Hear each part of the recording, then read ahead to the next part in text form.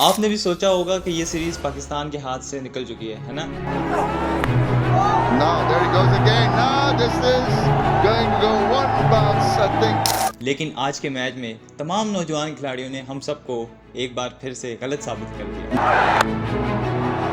Quettrai finds the gap and fortune is with them. आइए जानते हैं वो कौन से प्लेयर्स हैं जिन्होंने आज कमाल की परफॉर्मेंस दी और पाकिस्तान को वन साइडेड मैच जितवा दिया।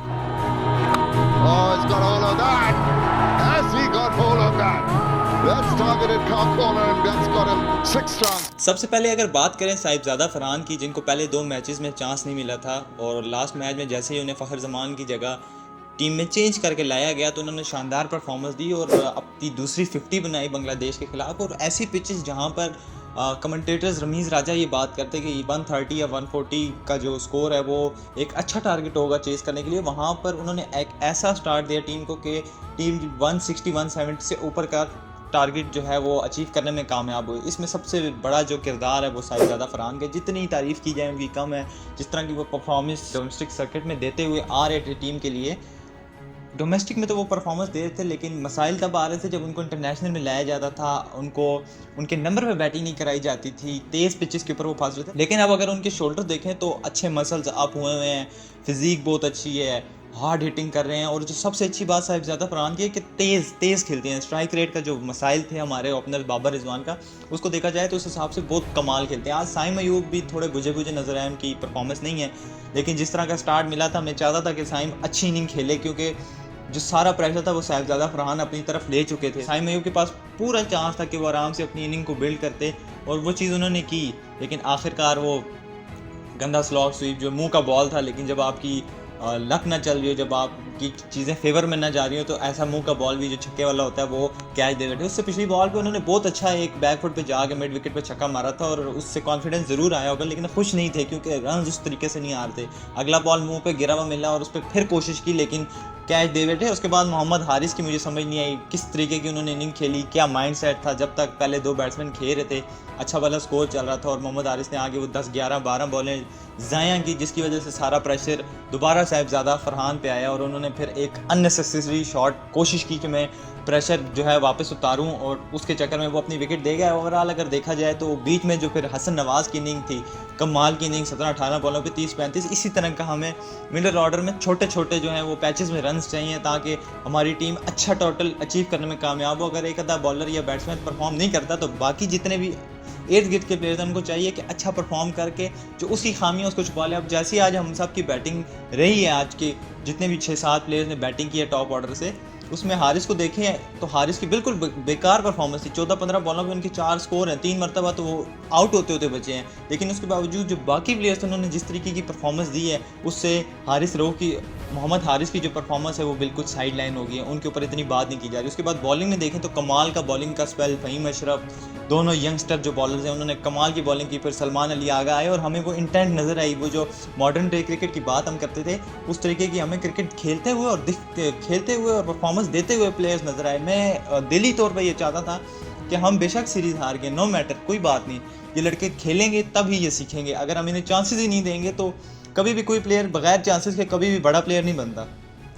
इन प्लेयर्स को चांस देना ज़रूरी था और मैं चाहता था कि आज के मैच में ये एक ऐसी परफॉर्मेंस दें कि जो माइंड सेट है वो लोगों को, फैंस को ये चीज़ समझ आ जाए कि हम इसी माइंड सेट से जाएंगे, बेशक हम हारते हैं, नो मैटर, लेकिन हमने अपना माइंड सेट चेंज करना है, मॉडर्न डे क्रिकेट को फॉलो करना है, जिस तरह बाकी टीम्स खेल रही हैं उसी तरह खेलना है। हाँ, इसमें हाई रिस्क गेम है, इसमें हाई चांसेस है, कभी आप 0 पे आउट होंगे। हसन नवाज़ को आप देख लें, पिछले 2 मैचेस में उसने 0 रन्स किए, लेकिन आज के मैच में उसने अच्छी परफॉर्मेंस दी। डर और खौफ इस चीज़ का कि हमारे फैंस एक परफॉर्मेंस के ऊपर किसी इंसान को ज़मीन से आसमान तक पहुंचा देते हैं और एक गंदी परफॉर्मेंस के ऊपर उसे बिल्कुल ज़मीन के अंदर गाड़ देते हैं। अब अगर खुदा न खास्ता आज का मैच भी हम हार जाते या हमारी बैटिंग फिर कोलैप्स कर जाती, तो जिस तरह हमने देखा कि पिछले 2 मैचेस के अंदर जितनी तनकीद का सामना हमारे मॉडर्न डे क्रिकेट के नए यंगस्टर बच्चों को सामना फेस करना पड़ा, ख़ासतौर पर सलमान अली आगा जो उनके कप्तान है, सब पूरे जो जितना भी ये सर्किट है, ये बशमूल जो हमारे एक्स क्रिकेटर हैं उनके समेत जो है वो इस चीज़ पे, पहले जब बाबर आजम और रिजवान खेलते थे तो ये कहते थे कि नए लड़के लाए जाएँ, मॉडर्न डे क्रिकेट होनी चाहिए, मॉडर्न डे टेक्निक होनी चाहिए, और अब जब वो चले गए हैं अब नए लड़कों को लाएं, उनसे परफॉर्म नहीं हो रहा, तो अब वही रट लगा लिए बाबर और रिजवान को वापस लाया जाए, पुराने प्लेयर्स को लाया जाए, ये अकेले नहीं खेल सकते। तो इस तरह नहीं होना चाहिए। जब आपने एक बात की उसके ऊपर कंसिस्टेंट रहना आपके लिए ज़रूरी है। आप एक मर्द हैं, कोई लड़की तो नहीं है कि आज एक स्टेटमेंट दे दी, कल दूसरी स्टेटमेंट दे दी, परसों तीसरी स्टेटमेंट दे दी। ये तो एक फ्रॉड हो रहा है सोशल मीडिया के ऊपर। हम क्रिकेट एनालिसिस देखते थे कि हम समझें कि एक्स क्रिकेटर जिन्होंने 10-10 साल इस फील्ड में लगाए हुए हैं उनको तजुर्बा है, क्योंकि उन्होंने क्लोजली देखा है। हम एज अ क्रिकेट फ़ैन चीज़ों को एनालिसिस करते हैं और हमें किसी चीज़ की कुछ भी जो है वो किसी हवाले से हमें कोई इतने जो है चीज़ों के हवाले से पता नहीं है, लेकिन जो क्रिकेटर्स हैं उन्होंने 10-10 12-12 साल इस फील्ड में लगाए हैं, ऑन द ग्राउंड गए हैं, वो प्रेशर सारा फेस किया हुआ है, वो अच्छी तरीके से जानते हैं कि किस पिचेस पे किस तरह का प्लेयर कैसा परफॉर्म करेगा और किस टाइम पे कौन सा प्लेयर क्या कर सकता है। अगर वो भी हमारी तरह एनालिसिस करने लग जाएं और सिर्फ व्यूअरशिप के लिए कभी एक प्लेयर को अच्छा कह दें और कभी दूसरे प्लेयर को अच्छा कर दें, तो मेरा नहीं ख्याल कि ये कोई अच्छी बात है। ओवरऑल देखें तो सीरीज़ तो हम हार गए, लेकिन एक पॉजिटिव इंटेंट लेके वापस आएंगे। मैं उम्मीद करता हूँ कि ये प्लेयर्स, यही जो टीम है ये सेलेक्ट हो। 2-3 चेंजेस हमें ऑब्वियसली पता है, हसन अली वापस आ जाएंगे, मे भी शाहीन आ जाएँ अगर वो चेंजेस होती भी हैं। बाकी ओवरऑल मेरा नहीं ख्याल कि बैटिंग को चेंज करना चाहिए। जो बैटिंग स्ट्रेंथ आप लेके जा रहे हो अगली सीरीज़ में भी इसी को लेके जाओ। वहाँ पर अच्छी पिचेस हैं, अच्छी विकेट्स हैं, 200 180 नॉर्मल रेट्स हैं, और ये प्लेयर्स वहाँ पर हारिस जितने भी हैं छक्के चुक्के लगाते हैं हमें नज़र आएंगे और इनकी जो इंटेंट है वो हमें नज़र आएगी। तो मेरा ख्याल है इन प्लेयर्स के साथ जाना चाहिए। एक अच्छी परफॉर्मेंस इन्होंने आज दिखाई है, पॉजिटिव इंटेंट दिखाया है। हसन नवाज से मैं बहुत खुश हूँ, जिस तरीके से आगे उसने सिर्फ क्रॉस मारने नहीं किया, थ्रू द लाइन खेला और अपनी टीम को जो 18-20 बॉलों पे जो रन्स वो करके दे सकता था, थोड़े से कम से टाइम के लिए आया, 30-35 करके दिए। और फिर मोहम्मद नवाज ने जिस तरह की नीचे से इनिंग खेली, तो वो ओवरऑल जो है बांग्लादेश जैसी टीम कोई बहुत बड़ी टीम नहीं है।